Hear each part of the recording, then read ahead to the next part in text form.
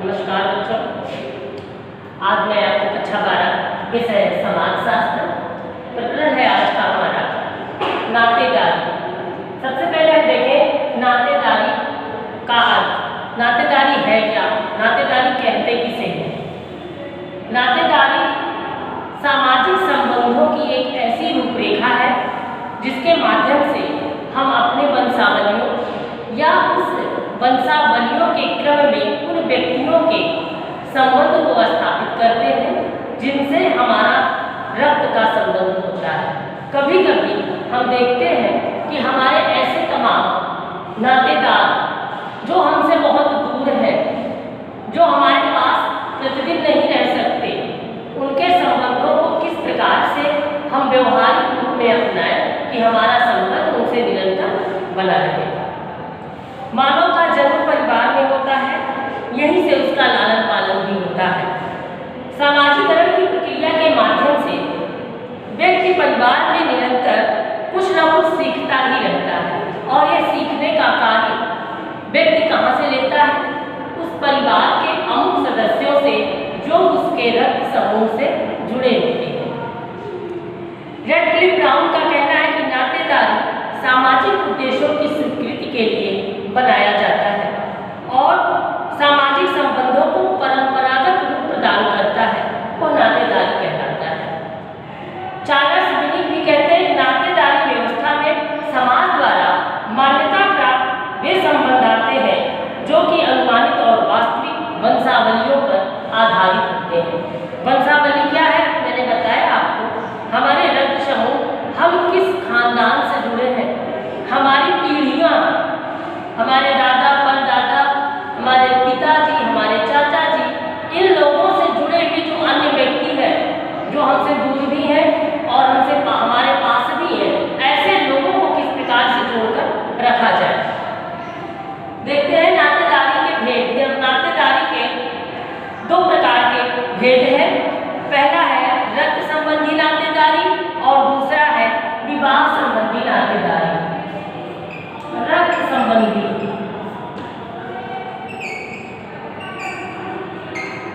रक्त संबंधी नातेदारी में हमारे वे लोग आते हैं जो हमारे रक्त समूह से बिल्कुल जुड़े हुए हैं, जिसमें भाई बहन, चाचा, ताऊ, बुआ, मामा, मौसी इत्यादि ऐसे श्रेणी में आते हैं जो हम रक्त संबंधी श्रेणी के अंतर्गत रखते हैं। दूसरा है हमारा विवाह संबंधी नातेदारी।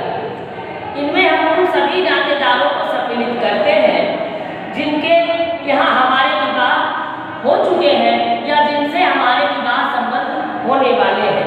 इसमें मुख्य रूप से आते हैं पति पत्नी, बहनोई, दामाद, जीजा, फूफा, मौसा, साहू, पुत्रवधू, भाभी, देवरानी, जेठानी, ताई, चाची, जो हमारे रक्त से तो पहले से नहीं जुड़े थे, बाद में जुड़े हैं, उनको हम इसमें रखते हैं विवाह संबंधी श्रेणी में। विवाह संबंधी नातेदारी की श्रेणियां क्या है? सबसे पहले है प्राथमिक नातेदारी। पहला क्या है? प्राथमिक नातेदारी।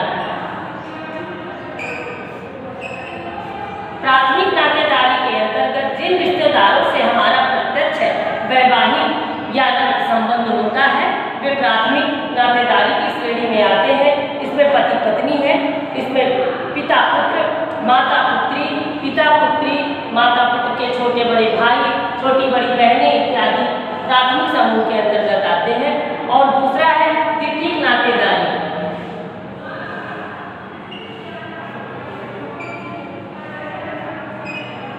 द्वितीयक नातेदारी में उन रिश्तेदारों को सम्मिलित करते हैं जिनसे हमारा मुख्य रूप से सीधा संबंध नहीं होता है, अर्थात रक्त समूह से हमारे वे अलग होते हैं, उनकी वंशावलियाँ अलग होती हैं या उनकी पीढ़ियाँ अलग हैं और हमारी पीढ़ियाँ अलग हैं, फिर भी वे हमारे नातेदार हैं, तो द्वितीय श्रेणी में आते हैं। उनमें से मुख्य रूप से बहनोई साले का संबंध, दादा पोते का संबंध, चाचा भतीजे में संबंध, ये हमारे द्वितीय श्रेणी के अंतर्गत आते हैं। नातेदारी को अगर हम देखें तो वर्गीकृत नातेदारी शब्दावली, इसका मतलब होता है प्रत्येक नातेदार एक ही श्रेणी में नहीं रह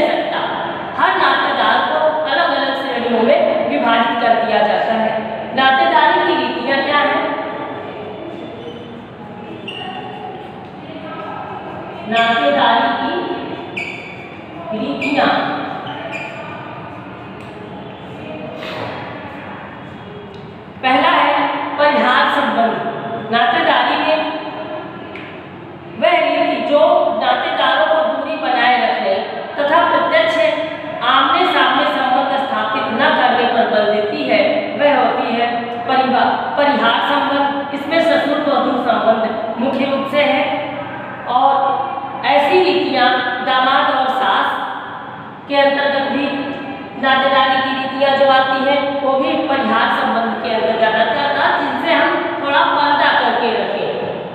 आमने सामने रहते हुए भी एक दूसरे के समूह कम निकले या कम बातचीत हो या हम बैठकर बात न कर सकें। दूसरा है परिहास संबंध। इसमें व्यक्ति इस श्रेणी में आएंगे जिनसे हमारा हास परिहास भी हो सकता है, जैसे साला और जीजा, देवर और भाभी, जीजा और साली। ये ऐसे संबंध होते हैं जो परिहास संबंध के अंतर्गत आते हैं। दूसरा है माध्यमिक संबोधन। इस रीति में किसी नातेदार को संबोधित करने के लिए हम उस अमुक व्यक्ति का नाम नहीं लेते हैं, बल्कि वह किसी न किसी संबोधन के अंतर्गत उसको हम पुकारते हैं, बुलाते हैं। जैसे हमारे परिवार में यदि हमारे छोटे भाई की पत्नी है या हमारे बड़े भाई की पत्नी है, तो हम प्रयास क्या करते हैं, संबोधन करते हैं किसी के नाम से। उन बच्चों की माँ के नाम से हम उनको आवाज़ देते हैं, पुकारते हैं, बुलाते हैं। मातुलेय संबंध, इस रीति में मामा भांजे या भांजी के संबंधों को प्राथमिकता दी जाती है, अर्थात जो हमारे माता के वंशावली है, जहाँ से हमारी माता जी के रक्त समूह जुड़े हुए हैं, उनमें मातुलेय संबंध जोड़ा जाता है। अगला है पितृव्य से। इस रीति में पितृवंश अर्थात पिता की बहन बुआ का महत्वपूर्ण स्थान होता है। बुआ को माता से भी अधिक सम्मान दिया जाता है तथा बच्चों के विवाह में भी बुआ का विशेष योगदान रहता है। बच्चे बुआ की संपत्ति के अधिकारी भी होते हैं। दूसरा है सहकष्टी। इसमें सहप्रवासिता भी इसको हम सहप्रवासिता भी कह सकते हैं, क्योंकि इसका संबंध प्रसव काल से है। इसमें पति से प्रसवा स्त्री के समान व्यवहार करने अर्थात कष्ट प्रदर्शित करने की आशा की जाती है। जिस प्रकार का भोजन प्रसवा को मिलता है, वैसा ही पति को दिया जाता है। उसे भी अलग कमरे में रखा जाता है तथा प्रसव अवधि के लिए अछूत माना जाता है। आज के लिए इतना ही। अब फिर आपसे मिलते हैं दूसरे वीडियो में। नमस्कार, धन्यवाद।